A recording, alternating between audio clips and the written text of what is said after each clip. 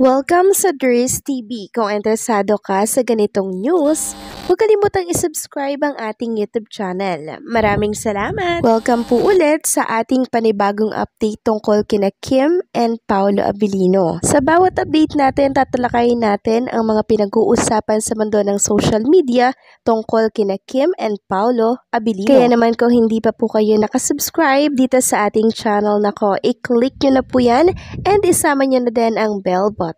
So, ayan, welcome back again sa ating YouTube channel mga ka-Kimpaw. And sa update natin ito, ang pag-uusapan natin ay tungkol sa mga importanteng kaganapan kina Kim and syempre kay Paolo Abilino. Pero bago po ang lahat, narito muna ang mga napili nating komento patungkol po yan sa naging previous update natin. Unang komento mula po ito kay Ginang Bibian 857 Karaig. Sabi niya po, good morning. Thanks, we love Kim so much. We want her marry, have smart children, nice family blessing, and overflowing pray ko kay God to be happy in forever. Focus now to your health. Same with Pao. Siya na talaga ang right man na same maalaga. Love na love namin siya.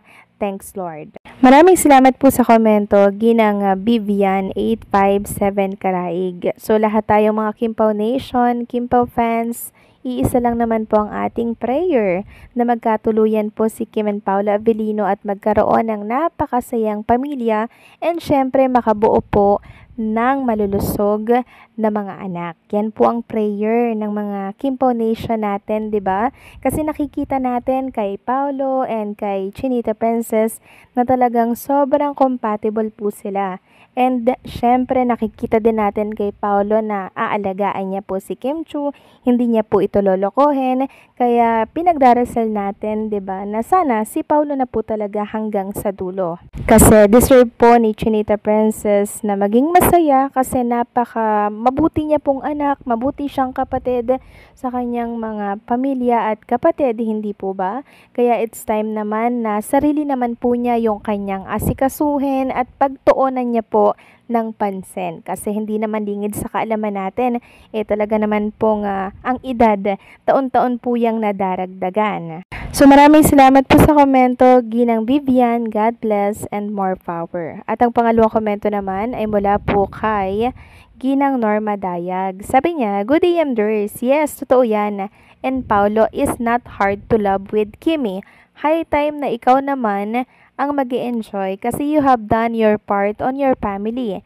Kim, pakasal na kayo para masaya ka naman na makita mo yung mga anak mo na sa paglaki nila. So, Pao and Kim, high time na bumuo na kayo ng pamilya kasi ang saya ng may mga anak at makita pa nyo ang magiging future ng mga anak nyo. Di mahirap mamahalin si Pao kasi Pao is a nonchalant person but deep inside may nakatayong best of him. Magpapakasal na kayong dalawa upang kami na seniors makita pa namin ang mga anak nyo. Yun ay kung hindi nyo ipagdadamot sa amin. Love na love ko kayong dalawa ay sana'y pakinggan naman nyo mga dating namin na seniors. God bless you both so with all the legit bloggers, fans, families, and senior citizen worldwide. So maraming salamat po sa napakaganda komento, Ginang Norma Dayag. So ipag-pray lang po natin na sana magkatotoo po itong ating mga gusto at minamanifest for Kim and Paolo. Kasi I think ito na po yung finish line for Kim and Paolo Abilino. Pero nasa mundo po sila ng showbiz industry and syempre sabi nga nila, strike while the iron is hot. So hanggat kasikatan po ni Kim and Paolo, syempre hindi pa po yan bibitawan ng management nila hanggat kumikita pa po ang tambala nila, di ba? Bibigyan at bibigyan po sila ng project dahilan para po hindi muna lumagay sa tahimik itong si Kim and Paolo Abilino. Pero trust the process mga ka-Kimpaw and enjoy lang natin yung process. Suportahan natin yung mga project nilang dalawa together, di ba? Para nang sa ganon, malaking tulong yon sa kanilang dalawa. Syempre, 'di ba? Pag nakaisip sila na mag-settle na po, 'di ba? So antayin na lang natin na mangyari po 'yan sa ngayon. Enjoy muna natin yung mga project nila Okay? So maraming salamat sa komento, Ginang Norma Daya. God bless po and mabuhay kayo. So yun na nga, pag-usapan na natin ang tungkol dito sa mga topic na dapat nyo pong malaman for Kim and Paolo Abilino. So meron ako nababasa sa mundo ng social media nitong mga nakaraang araw na bakit daw hindi na po pinopromote ni Kim Chiu itong kanyang shop na House of Little Bunny. Kung kay Kim Chiu pa daw po ba yung shop na yon? Kasi nitong mga nakaraan parang laylo siya sa pagpopromote ng naturang store. So eto po mga kakimpaw, binasag na po ni Kim Chiu yung tungkol sa mga usapin na yan, sa mga katanungan na yan. Kay Kim Chiu pa din po mga kakimpaw ang House of Little Bunny franchise dito sa Philippines. Sa kanya pa rin po yan, sa kanya po yan nakapangalan. And business partner pa rin po siya ng House of Little Bunny. Kaya sa mga nagtatanong, sana po ay naliwanagan na po kayo, no? Kasi ito po ay sumiklab yung katanungan. Nag-ugat po ito doon sa parang family problem ni Chinita Princess with Ate Lakam po niya. So tayo, wala tayong say dyan kasi family problem po yan. Ang ating maipapayo lamang po, sana magkaayos na po sila. Yun lang yung hangad ko, yun lang yung hangad natin. Kasi pamilya pa rin naman sila kahit anong mangyari mga kakimpaw, 'di ba? Kung meron man pong mga hindi pagkakaunawaan, sana maayos po 'yan. At kung tungkol naman 'yan sa pera, sana maayos kasi pera lang 'yan mga kakimpaw. Pero pag ang involved ay sobrang laking pera na po, hindi natin masabi mga kakimpaw kung anong pakiramdam, 'di ba, nang nawalan. Yun ay kung totoo man nga po yung tungkol sa mga usap-usapan. Samantalang, proceed naman tayo sa next topic natin na kung saan ay ikakatuwa po ito ng lahat. Ito po yung isa sa mga ganap kay Kim and Paolo Abilino dito po sa Cebu.